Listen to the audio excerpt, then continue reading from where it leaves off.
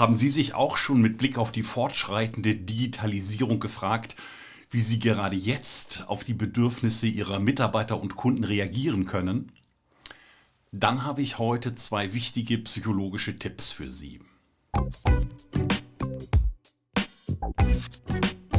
Wenn es um die Digitalisierung im Business geht und wie wir uns aus psychologischer Sicht am besten darauf einstellen können, habe ich heute zwei Beispiele aus dem Louvre Museum in Paris für Sie. Der Louvre zählt zu den größten Museen der Welt. Hier werden etwa 35.000 Bilder, Skulpturen und Exponate ausgestellt. Dank der Digitalisierung können Sie viele dieser Werke aber auch schon problemlos im Internet anschauen. Meistens sogar genauer und näher als im Original. Sie müssen nicht extra dafür sich hier nach Paris bemühen und im Louvre in der Besucherschlange anstehen. Und Sie brauchen auch kein Geld für ein Ticket auszugeben, um an diesen Kunstwerken teilhaben zu können. Auf der Website des Louvre gibt es sogar einen eigenen Online-Rundgang mit den Highlights des Museums. Und trotzdem zieht das Museum in Paris jedes Jahr fast 10 Millionen Besucher aus der ganzen Welt an. Jede und jeder einzelne von ihnen kommen hierher und sind bereit, für dieses Live-Erlebnis nicht nur die Mühen der Anreise in Kauf zu nehmen, sondern auch noch Geld dafür auszugeben, dass sie hier vor Ort diese analoge Erfahrung haben dürfen. Live ist eben doch ganz anders als Konserve. Und es wird vermutlich immer einen Markt für dieses physische Erleben wollen geben. Aber warum ist das eigentlich so? Nun ja, Menschen sind eben soziale Wesen und als soziale Wesen ticken wir psychologisch vor allem immer noch analog. Das heißt, wir sind darauf angelegt, uns persönlich zu treffen. Wir wollen Dinge in Echtzeit real wahrnehmen. Wir wollen persönliche Erlebnisse haben und wir wollen sie im persönlichen Kontakt miteinander teilen. Das Live-Erlebnis ist eben durch nichts zu ersetzen und daran wird auch die zunehmende Digitalisierung so schnell vermutlich nichts ändern. Gerade hier am Beispiel des Louvre lässt sich sehr gut sehen, dass auch die um sich greifende Digitalisierung nicht bedeutet, dass Präsenzveranstaltungen und Live-Events keine Zielgruppe mehr haben und sich nicht verkaufen lassen. Im Gegenteil. Das physische, analoge Erleben ist für viele Menschen immer noch von hohem Wert. Also, mein erster Tipp für Sie: Verlieren Sie trotz der aktuellen Digitalisierung die analogen Bedürfnisse Ihrer Mitarbeiter und Kunden nicht aus dem Blick. Und schaffen Sie einen Raum dafür. Beim zweiten Tipp geht es um digitale Produkte. Dazu gehen wir einmal hinein in den Louvre, denn da gibt es etwas ganz Besonderes zu sehen. Und wenn Sie mögen, abonnieren Sie gerne meinen YouTube-Kanal, damit Sie keine weiteren Tipps versäumen. Und anschließend habe ich auch noch einen Bonustipp für Sie. Hier im Raum der italienischen Maler hängt hinter mir ein Gemälde.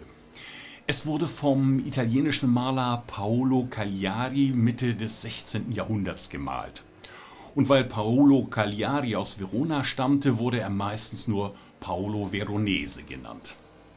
Das Bild heißt Die Hochzeit zu Cana. Sie erinnern sich, das war diese Festivität, bei der vermutlich aufgrund von mangelhafter Planung oder einem übertriebenen Drang zur Sparsamkeit der Wein plötzlich knapp wurde.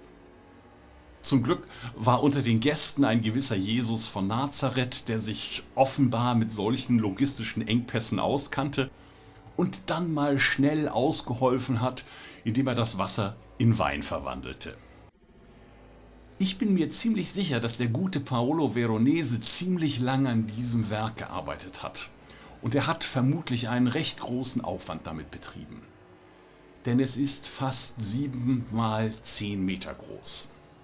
Das Bild ist eines der größten Gemälde, das je auf Leinwand gemalt wurde und damit hier ein echter Superlativ im Louvre. Wenn man sich hier aber einmal umschaut, dann liegt das Interesse der meisten Besucher auf einem ganz anderen Werk, das hier auch ausgestellt ist.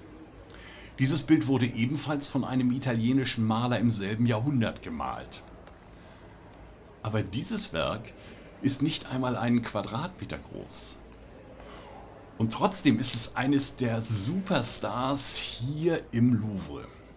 Ich spreche von der Mona Lisa, gemalt von Leonardo da Vinci. Es ist jetzt noch verhältnismäßig früh am Morgen und deshalb noch nicht so überfüllt.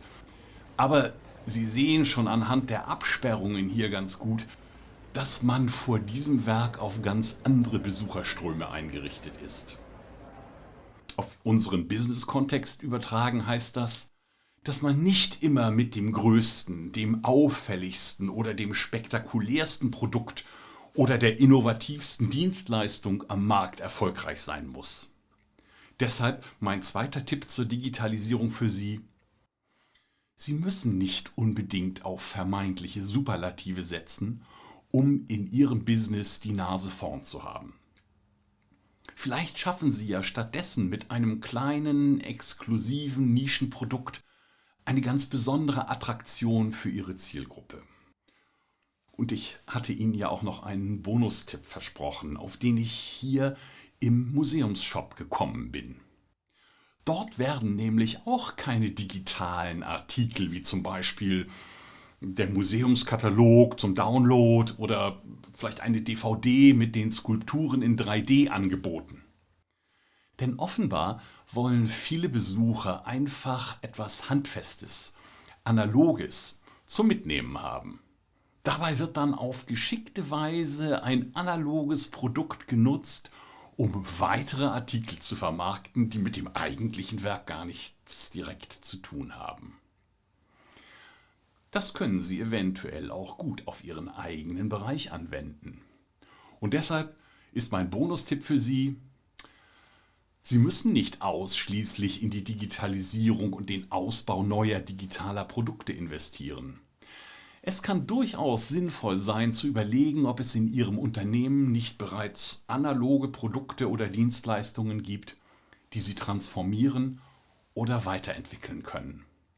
Und vielleicht kommen Ihnen dabei auch ganz neue, unkonventionelle Ideen. So können Sie vielleicht sogar, so wie hier im Louvre, für Ihre Kunden ein attraktives, analoges Erlebnis noch zusätzlich abrunden. Sie möchten gern mehr darüber erfahren, wie Sie Ihre Mitarbeiter und Kunden auch analog abholen und dauerhaft an sich binden können? Bitte sehr.